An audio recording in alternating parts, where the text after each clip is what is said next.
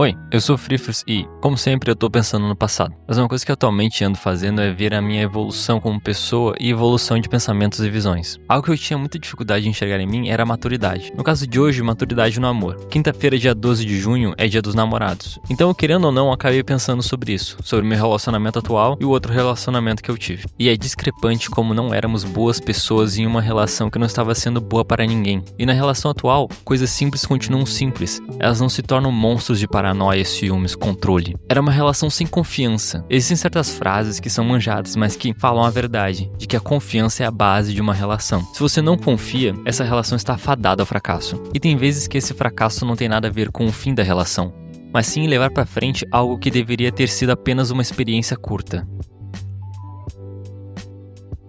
Eu lembro que li essa frase em um livro, se eu não me engano, é o livro do Corey Taylor. Esse livro não é tão relevante para minha vida, mas essa frase é. Porque é muito fácil sentir amor, é fácil dar amor, é muito fácil fingir amor. Se prender a uma pessoa que te tratou bem no início da relação é muito fácil. Mas depois de 18 a 30 meses, vocês têm que ter algo além da paixão para continuar essa relação. Esse é mais ou menos o período de tempo que dura a química da paixão. Esse período que cega a razão, que não te deixa ver defeitos cruciais da relação. Por isso, nesse momento é crucial se conhecerem e se entenderem, estar aberto para receber o que a outra pessoa tem para oferecer. E falar é muito simples, mas aprender isso é complicado. Envolve sentir e saber que você e a outra pessoa está passando. E isso não tem nada a ver com adivinhar o que o outro quer ou ficar analisando os trejeitos da pessoa, mas sim em abrir a boca e conversarem sobre si. Claro que colocar seus traumas na mesa em uma relação de meses não é bom. As coisas têm que acontecer de forma gradual, que nem quando o Jake fez a escadinha. A gente sabe que ele estava falando sobre algo mais carnal, mas não deixa de ser um bom conselho. Portanto, se abrir é algo essencial, mas eu vejo isso sendo tratado como algo excepcional nas relações. Se você decidiu se juntar com alguém e você não se abre, ou se você se abre, mas não se sente validado, você vai ter que tomar a decisão de ajudar essa pessoa com isso ou procurar outra. Sempre tente primeiro ajudar. Não desista fácil, só não insista no mesmo problema que nunca evolui. Eu fui a pessoa que insistiu, de ambas as formas. Eu insisti em ajudar e não senti mudanças relevantes dessa pessoa, assim como tentaram me ajudar e eu insisti em não mudar por um tempo.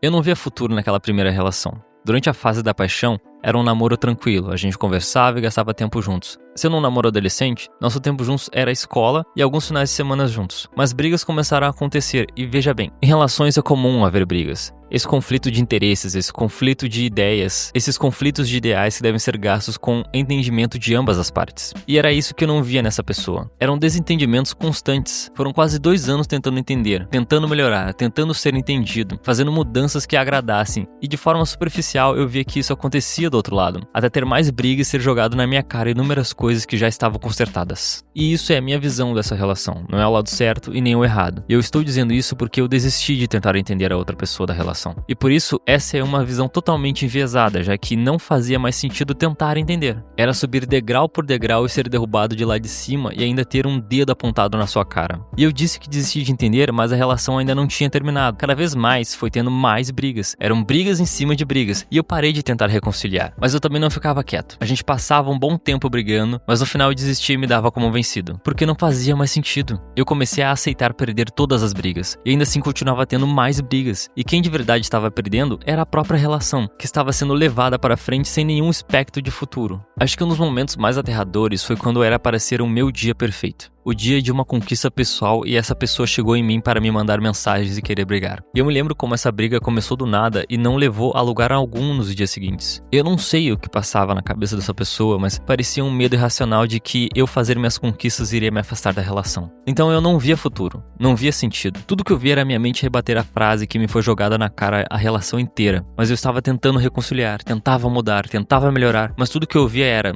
se não tá bom, então termina. Inicialmente eu via essa frase como um desafio.